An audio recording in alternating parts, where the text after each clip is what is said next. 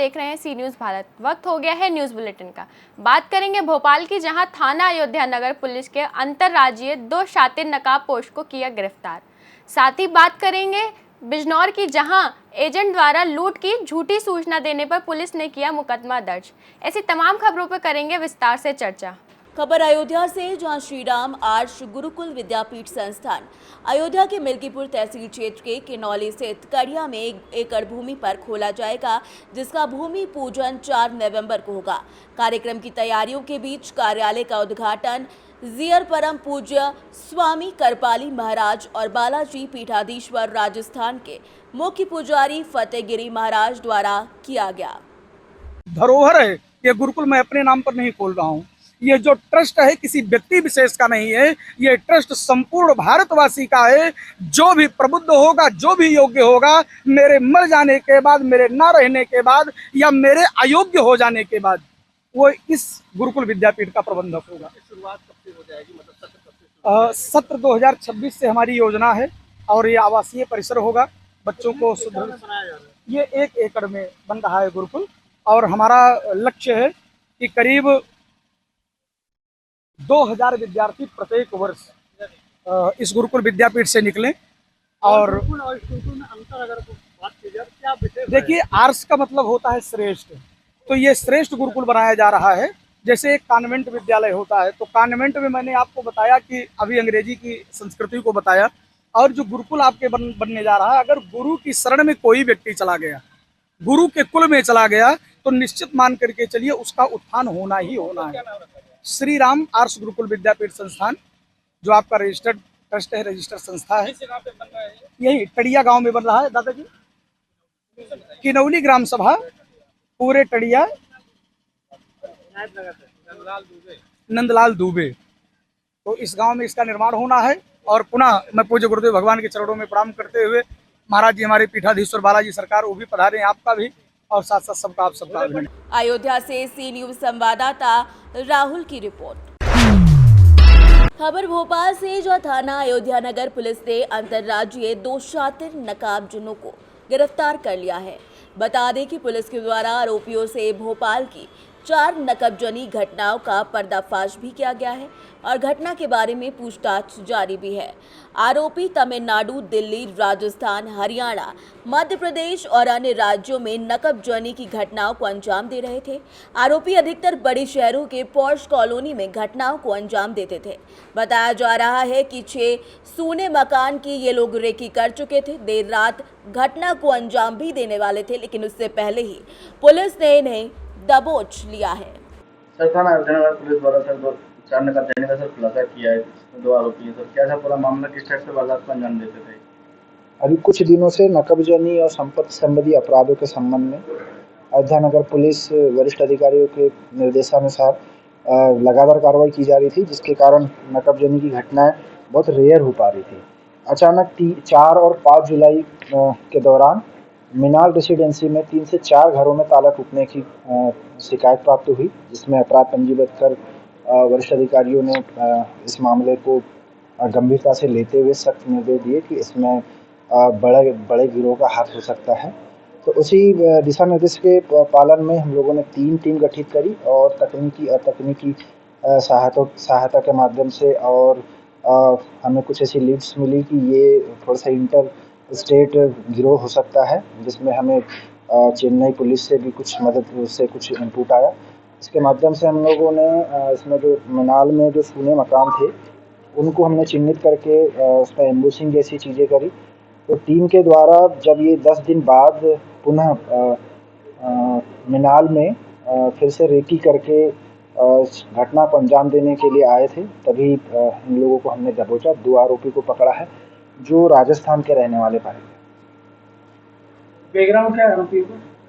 ये अंतर्राज्यीय नकबजन है। इनके खिलाफ चेन्नई, दिल्ली, हिसार, हरियाणा, राजस्थान में जयपुर, जोधपुर, यानी ऐसे बड़े शहरों में काफ़ी नकबजनी और लूट के मामले पंजीबद्ध है, और ये आदतन अपराधी, आदतन नकबजन है। और इनसे 3 नकबजनी में कुछ मसरूका भी बरामद हुआ है। एक इनका और एक साथी था जो राजस्थान में, इसको जैसे पता चला ये फरार हो गया, जिसकी तलाश अभी जारी है। तो पुलिस ने कहाँ से पकड़ा इसको?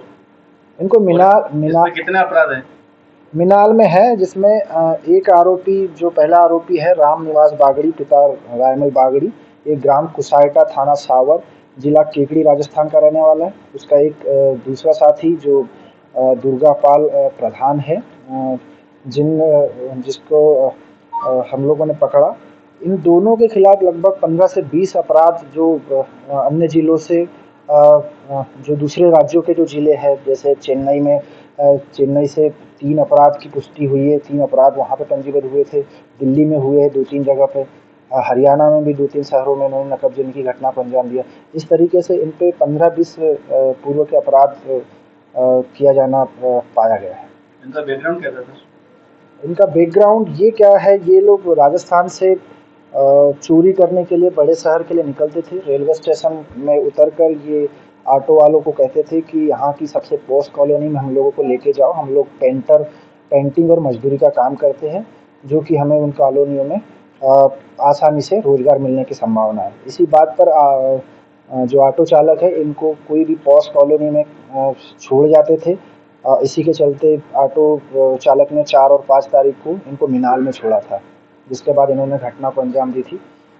ये ज़्यादा पढ़े लिखे नहीं है, 3री-4थी तक इन्होंने पढ़ाई करी है और चोरी के अपराध में ये निरंतर रहते हैं। सर, अयोध्या के अलावा कोई और किसी अन्य क्षेत्र की घटना का सर खुलासा होने की संभावना है? गोविंदपुरा की एक नकबजनी का खुलासा हुआ है और वो पुलिस और पूछताछ करके अन्य प्रकरणों में जानकारी ले रही है। भोपाल से सी न्यूज संवाददाता राज भटनागर की रिपोर्ट। खबर भोपाल से है, जहां आर्थिक अपराध शाखा ने फर्जी तरीके से डेयरी प्रोडक्ट भेजने के मामले में बुधवार को Jayshree Gayatri foods private limited के मालिकों के ठिकानों पर छापा मारा। 25 से ज्यादा अधिकारी भोपाल और सीहोर में 12 से ज्यादा ठिकानों पर कार्यवाही कर रहे हैं।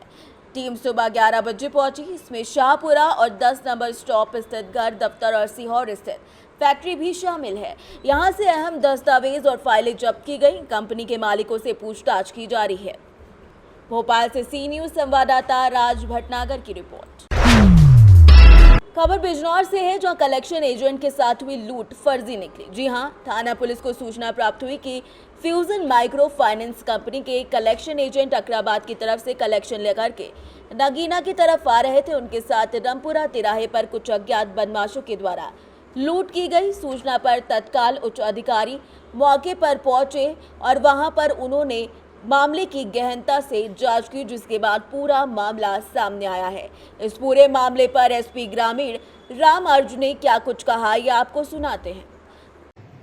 आज लगभग सायं 7:30 बजे थाना नगीना को सूचना प्राप्त हुई कि फ्यूजन माइक्रो फाइनेंस कंपनी के एजेंट्स जो अकबराबाद की तरफ से कलेक्शन करके नगीना को आ रहे थे, उनके साथ रामपुरा तिराहे के पास कुछ अज्ञात बदमाशों द्वारा लूटपाट की गई और उनका बैग, जिसमें लगभग 2 लाख रुपए व डॉक्यूमेंट्स से लूट कर ले गए। इस सूचना पर स्थानीय पुलिस व उच्चाधिकारीगण तत्काल मौके पर पहुंचे। घटना की सघन जांच पड़ताल की गई और इनसे कड़ाई के साथ पूछताछ की गई, तो लूटा हुआ बैग इनके साथी एजेंट्स के पास ही मौजूद मिला, जिसमें इनके द्वारा दिन भर में कलेक्शन किया गया यूपीआई सहित कुल 94,500 रुपये व इनके समझ डॉक्यूमेंट्स मौजूद मिले। पूछताछ पर इन लोगों द्वारा बताया गया कि हम लोगों ने लालच में आकर के माइक्रो फाइनेंस कंपनी का रुपया गबन करने के उद्देश्य से इस तरह की योजना बनाया था। जो है, इस संबंध में ब्रांच मैनेजर नगीना की तहरीर पर सुसंगत धाराओं में थाना नगीना पर अभियोग पंजीकृत करके अग्रिम विधिक कार्रवाई की जा रही है। बिजनौर से सी न्यूज संवाददाता सलीम हाशमी के साथ अजमल अंसारी की रिपोर्ट। फिलहाल इस न्यूज़ बुलेटिन में बस इतना ही। ऐसी तमाम खबरों के लिए देखते रहिए सी न्यूज़ भारत।